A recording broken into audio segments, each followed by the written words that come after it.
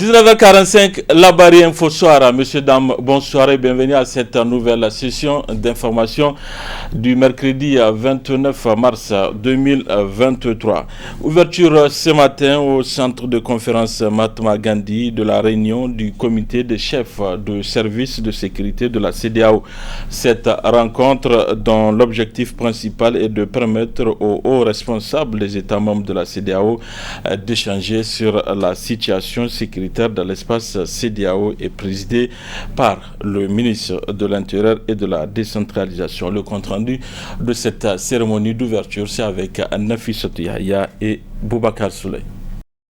C'est pour lutter efficacement contre le terrorisme et la criminalité sous toutes ses formes que se tient cette réunion du comité des chefs de services de sécurité de la Commission économique des États de l'Afrique de l'Ouest CEDEAO, la 8e du genre. Notre région, en plus du terrorisme, est confrontée à de nombreux défis sécuritaires, tels que le trafic des armes à feu, la cybercriminalité, le vol des véhicules, la traite des êtres humains, la criminalité urbaine. C'est pourquoi notre rôle et notre responsabilité demeurent cruciaux dans cette lutte. La synergie d'action que nous devons de déployer requiert une plus grande disponibilité, une détermination plus forte et un engagement toujours plus soutenu. L'objectif principal de nos assises est de permettre aux hauts responsables des forces de sécurité des États membres de la CEDEAO que nous sommes d'échanger, enfin, de faire le point sur la situation de la sécurité dans nos pays respectifs et de partager des expériences en vue de proposer des solutions régionales durables pour lutter efficacement contre le terrorisme et la criminalité sous toutes ses formes. Plusieurs questions relatives à la criminalité transnationale organisée seront au centre des échanges de ces assises, a rappelé le représentant du président de la commission de la CEDEAO.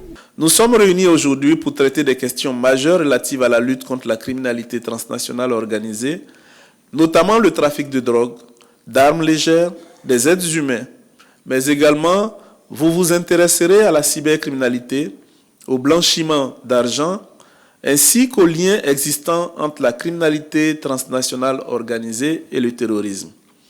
Ces maux qui gangrènent nos sociétés empêchent le développement harmonieux de nos États. Si jadis, la sécurité était un objectif à atteindre, elle est aujourd'hui devenue un facteur de production pour les industriels, un capital pour les économistes. Elle est une condition sine qua non pour le développement en vue du progrès de notre bien-être.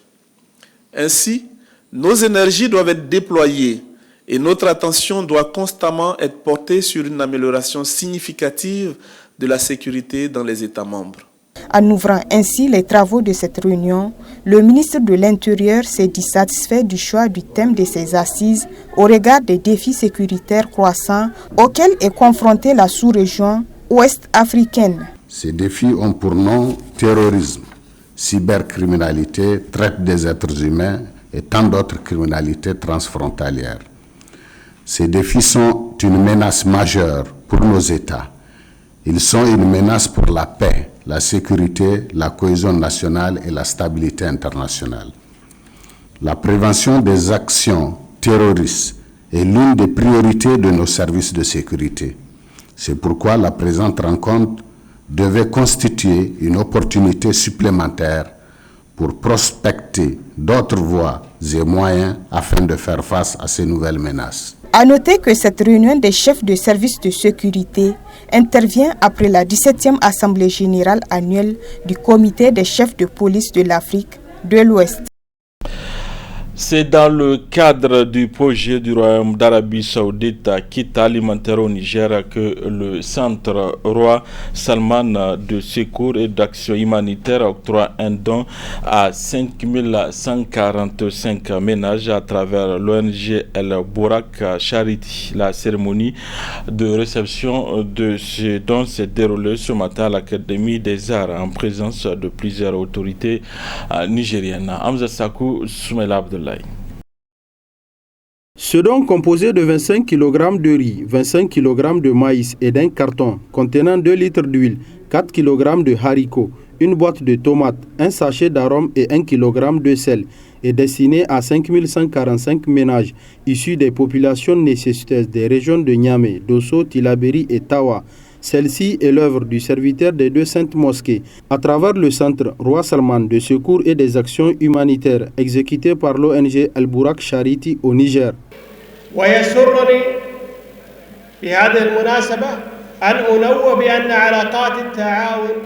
Cet appui est un prolongement du rôle humanitaire du Royaume d'Arabie Saoudite et de sa mission mondiale et vient s'ajouter à d'autres actions réalisées dans le cadre de la coopération entre les deux pays dans divers domaines, dont la dernière est la distribution gratuite de 12 500 kits alimentaires au mois de janvier 2023. À ce titre, je voudrais aussi souligner que les relations de coopération, d'amitié et de fraternité entre le Royaume d'Arabie Saoudite et la République du Niger connaissent un grand dynamisme dans tous les domaines sous la conduite éclairée des dirigeants des deux pays frères, Sa Majesté le serviteur des 2 saintes mosquées, Roi Salman bin Abdelaziz Al Saoud, et son Excellence M. Mohamed Bazoum, président de la République du Niger, chef de l'État.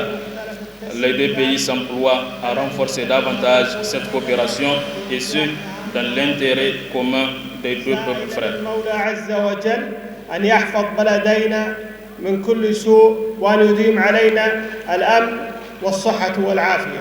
Au nom des récipiendaires, le ministre de l'Action humanitaire et de la gestion des catastrophes a vivement remercié le diplomate de l'Arabie Saoudite accrédité au Niger pour ce geste renforçant davantage les relations entre les deux pays. Permettez-moi de remercier au nom de son Excellence Oumoudou Mahamadou, Premier ministre chef du gouvernement, le Centre Roi Salman de secours et des actions humanitaires pour cet important don qui va certainement permettre à beaucoup de familles nigériennes de toutes les régions du Niger, dont celle de Niamey aujourd'hui, de se conformer à une prescription de l'islam concernant la rupture du jeûne. Je voudrais particulièrement vous prier de bien vouloir transmettre les salutations fraternelles de son Excellence Bazoum Mohamed, président de la République, chef de l'État, à son Altesse le roi Salman ibn Abdelaziz, serviteur des 2 saintes mosquées. Pour joindre l'acte à la parole, les autorités de ces deux pays ont procédé à la remise des kits aux familles, leur permettant ainsi de mieux accomplir ce 3e pilier de l'islam. Le complexe scolaire privé, le Flot Germain, a soufflé ses 20 bougies le 18 mars dernier. 20 années au cours desquelles cet établissement a beaucoup fait parler de lui grâce aux bons résultats engrangés lors des examens de fin d'année. Le compte-rendu est signé Adamou Soumana. Le CSP Flot Germain a été créé le 1er janvier 2003. Il a ouvert ses portes le 1er octobre 2003. Ils sont nombreux, les scolaires, leurs parents, personnel d'encadrement et autres invités d'honneur, à prendre part aux festivités marquant les 2 décennies d'existence du complexe scolaire privé CSP Flot Germain. Cet établissement, composé aujourd'hui des niveaux préscolaires, primaires, collèges et lycées, a ouvert ses portes le 1er octobre 2003 grâce à la vision d'une grande dame qui entend ainsi apporter sa pierre à l'édifice de la nation via l'encadrement des fils et filles du Niger, la nommée Madame Obandouachi Hajia Hawa. Ainsi, cette dernière invite par la présente cérémonie ses partenaires pour souffler sur ces 20 bougies. Une cérémonie marquée par d'importantes allocutions au rang desquels le discours de la fondatrice, qui n'a pas manqué de faire la genèse de cet établissement, et les prouesses qu'il a réalisées sur le plan académique, notamment aux différents examens de fin d'année. Et ce, grâce au don de soi et la compétence du personnel administratif et d'encadrement. Un personnel dont le mérite se voit matérialisé par une remise de témoignages de satisfaction. La renommée du complexe scolaire privé Flot Germain, c'est aussi des élèves brillants à différents niveaux d'enseignement. Des élèves méritants qui se sont vus attribuer des prix pour les encourager davantage et exhorter leurs condisciples à faire autant.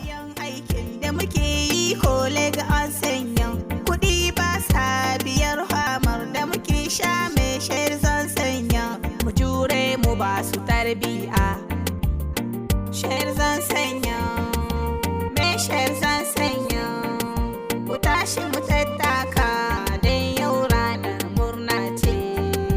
complexe scolaire,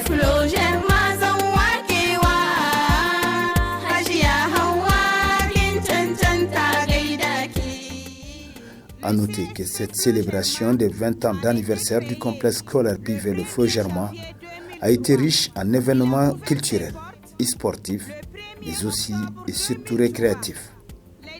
Le complexe scolaire CSP Flot Germain, la grande école.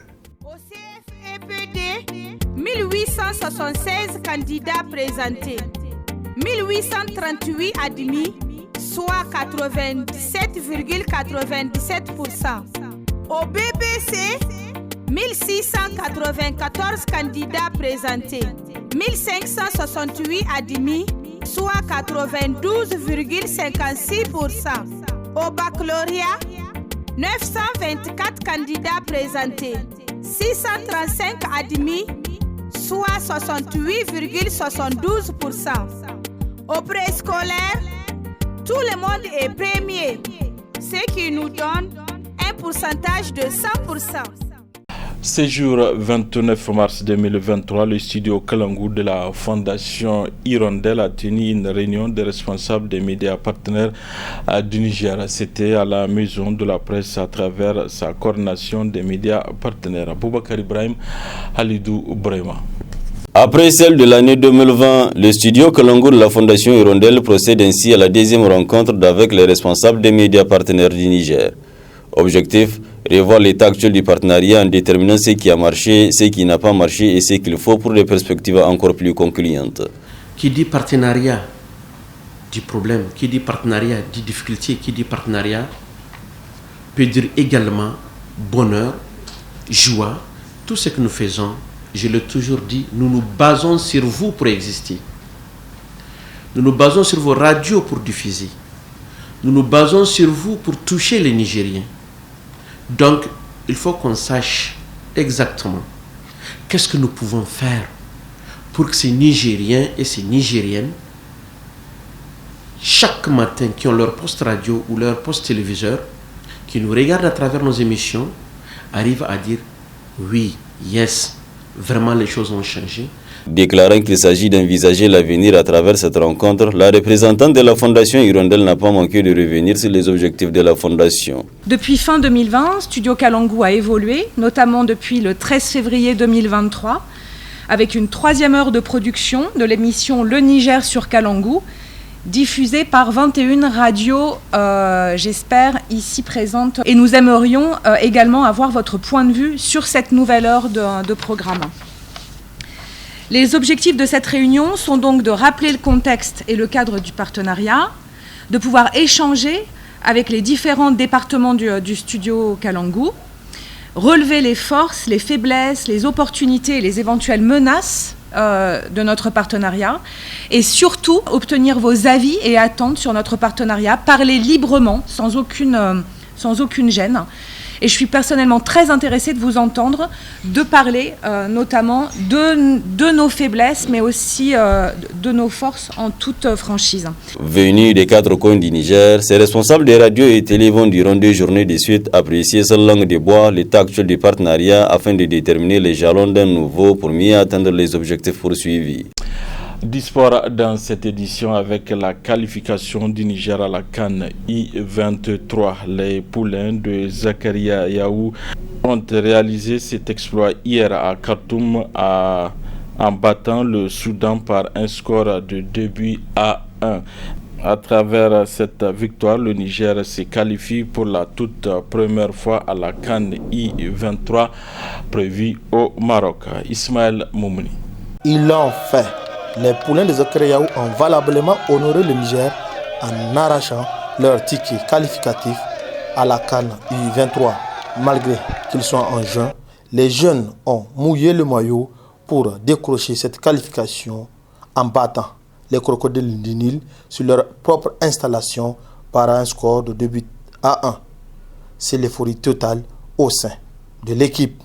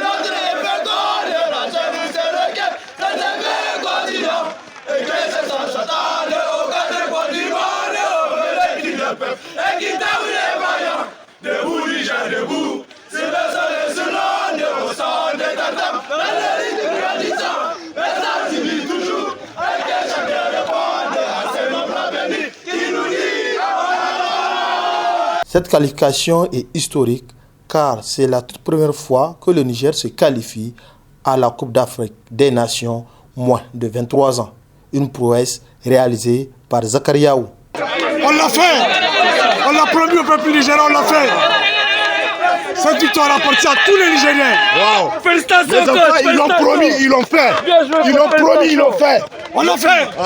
On l'a fait, Inch'Allah. Bravo, MENA U23 qui vient de se qualifier brillamment au Khartoum pour la Coupe d'Afrique qui se déroulera au Maroc. Ce sont l'investissement et l'abnégation de ces jeunes joueurs et du staff technique qui sont aujourd'hui récompensés. Le Niger est fier de vous.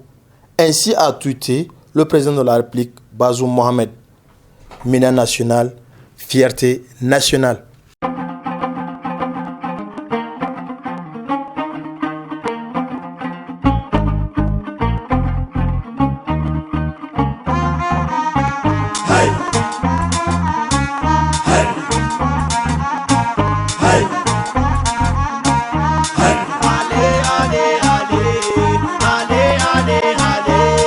Nous en venons à présent à votre rendez-vous hebdomadaire, la chronique juridique qui va traiter sur le thème portant sur les délégués syndicaux.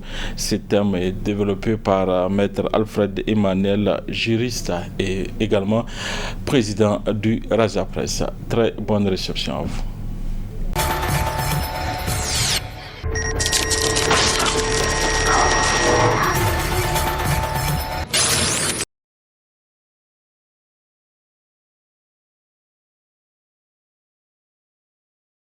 Aujourd'hui, nous allons parler des délégués syndicaux. Eh bien, la semaine passée, nous avons parlé des délégués du personnel. Il y a une nuance entre les délégués du personnel et les délégués syndicaux. Si vous vous rappelez, l'une des différences fondamentales, nous avons dit que pour qu'il y ait délégué du personnel dans une entreprise, il faudrait que l'entreprise ait au moins 10 personnes, 10 agents. Donc, dès que l'entreprise remplisse cette condition de 10 agents, eh bien, elle doit avoir un délégué du personnel. Alors, s'agissant des délégués syndicaux, l'article 223 de la loi 2012-045 du 25 septembre 2012 portant Code du travail de la République du Niger dispose que dans les entreprises ou établissements employant au moins 50 salariés, un délégué syndical peut être désigné par toute organisation syndicale régulièrement constituée et appartenant aux organisations les plus représentatives des travailleurs conformément aux dispositions de l'article 185 du Code du travail. Alors, donc, quand vous regardez, le schéma n'est pas le même. S'agissant des délégués du personnel, dès l'instant où on a 10 agents au sein de la société ou de l'entreprise, eh bien, on peut permettre l'élection des délégués du personnel. Mais ici, s'agissant du délégué syndical, La loi dit que dès l'instant où l'entreprise atteint 50 salariés, un délégué syndical est désigné par les organisations syndicales. Donc ici, ce sont les syndicats eux-mêmes qui désignent leurs représentants au sein de l'entreprise. Alors que dans le premier schéma, pour les délégués du personnel, c'est au sein même des agents qu'est élu un délégué du personnel. Vous voyez, donc le schéma ici, il n'est pas le même. Pour les délégués syndicaux, ce sont les syndicats eux-mêmes qui, une fois que l'entreprise atteint le quorum de 50, désignent un représentant du syndicat au sein de l'entreprise. Donc, vous voyez, là, c'est une différence fondamentale. Alors, quelle est la mission du délégué syndical? Puisque nous avons vu la mission du délégué du personnel. Donc, pour le délégué syndical, l'article 224 du Code du travail dispose que le délégué syndical assure la représentation de son syndicat de l'entreprise, tant envers l'employeur qu'envers les travailleurs. Donc le délégué syndical symbolise, si vous voulez, une sorte d'intermédiaire, une sorte de pont entre, d'une part, les travailleurs et, d'autre part, les employeurs et son syndicat. Donc, c'est une relation, si vous voulez, qui se veut tripartite.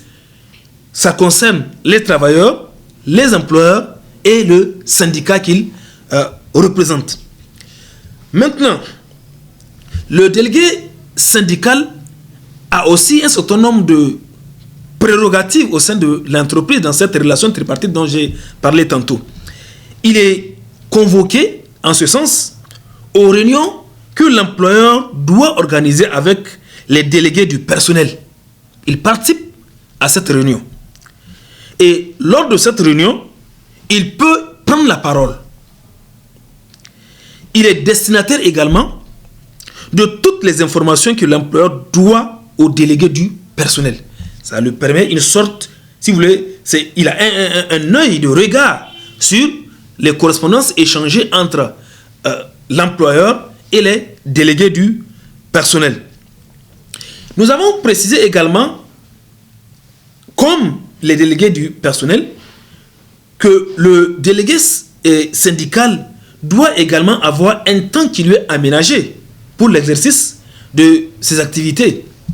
Alors, en ce sens, pour l'exercice de son mandat, il bénéficie des mêmes heures. Si vous vous rappelez, nous avons précisé que les délégués du personnel ont 15 heures par mois pour exercer leurs activités.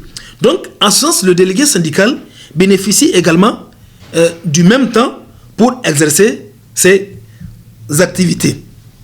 Maintenant, le mandat puisqu'il est désigné par les syndicats, alors, l'article 225 précise que le mandat du délégué syndical prend fin lorsque la condition de représentativité cesse d'être remplie ou lorsque le syndicat décide de mettre fin à ses fonctions. Son mandat peut également prendre fin lorsque, par exemple, il quitte son poste, il n'appartient plus à une entreprise, il n'est plus dans le milieu.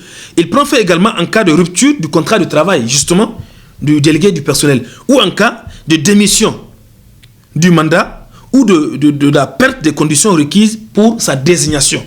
Donc, toutes ces conditions mettent fin au mandat du délégué du personnel. Maintenant, l'autre aspect aussi très important dont j'ai parlé dans le cadre du délégué du personnel, c'est que le délégué syndical bénéficie également d'une protection parce que son activité peut également causer certains soucis avec les employeurs contre lesquels il doit souvent lutter au nom de la défense des intérêts des personnes qu'il représente. Donc, dans ce sens, l'article 227 du Code du travail précise que tout licenciement d'un représentant du personnel, c'est-à-dire d'un délégué syndical par exemple, envisagé par l'employeur ou son représentant, doit, quelle que soit la cause, c'est important, si l'employeur veut licencier un délégué syndical et quelle que soit la cause ou le motif, il doit soumettre la décision à l'inspection du travail. L'inspecteur du travail est tenu de rendre sa décision dans les 8 jours suivant le dépôt de la demande d'autorisation de licenciement. Et ce délai est porté à 21 jours en cas d'expertise, par exemple. Et l'inspecteur du travail doit notifier sa décision motivée à l'employeur. Ampliation est faite aux représentants du personnel. Maintenant, s'il s'agit d'une faute lourde de la part du délégué syndical, eh bien l'employeur peut prononcer immédiatement la mise à pied. Ce n'est pas encore le licenciement, mais c'est la mise à pied. La mise à pied, c'est une mesure conservatoire qui permet de faire la lumière sur la faute commise par l'employé, en attendant qu'on ne voie quelle est exactement la décision à prendre ou quelle serait la décision de l'inspecteur du travail. Donc, la mise à pied ne peut excéder 1 mois. Donc, la durée de la mise à pied. Retenez que là, nous sommes dans le cadre du représentant du personnel, c'est-à-dire le délégué syndical. Quand il commet, même s'il commet une faute lourde, eh bien, là, il y a un certain nombre d'étapes. Et l'employeur peut le mettre, en fait, peut lui infliger une mise à pied. Et cette mise à pied ne peut excéder la durée d'1 mois. Et tout licenciement d'un représentant du personnel prononcé par l'employeur sans que l'autorisation préalable de l'inspecteur du travail ait été obtenue ou malgré le rejet de la demande d'autorisation par celui-ci est nul et de nul effet. Ça, c'est important. Si l'employeur prononce le licenciement d'un délégué syndical, malgré le rejet de cette demande par l'inspecteur du travail, ou en violation, ou sans attendre la décision de l'inspecteur du travail, eh bien ce licenciement est nul et de nul effet. La décision de l'inspecteur du travail est susceptible de recours hiérarchique devant le ministre en charge du travail et d'un recours contentieux devant le tribunal administratif. Si l'inspecteur du travail prononce sa décision et que l'employeur estime que cette décision lèse ses droits, eh bien la loi lui crée la possibilité de faire un recours hiérarchique devant le ministre de l'Emploi. Ou également, il peut faire un recours contentieux devant le tribunal. Donc, c'est autant de possibilités qui sont données à l'employeur pour pouvoir contester une décision prise par l'inspecteur du travail dans le cadre du licenciement envisagé contre un délégué, un délégué syndical. Donc, cette relation entre les représentants du personnel, le délégué syndical par exemple, et l'employeur est également une relation qui n'est pas toujours rose. Donc, et c'est bien que le Code du travail ait créé une sorte d'aménagement, une sorte de disposition qui accorde une protection particulière à ces personnes dans le cadre de la défense des intérêts des travailleurs. Donc voilà ce que je peux vous dire également sur les délégués syndicaux au sein de l'entreprise. Je vous remercie.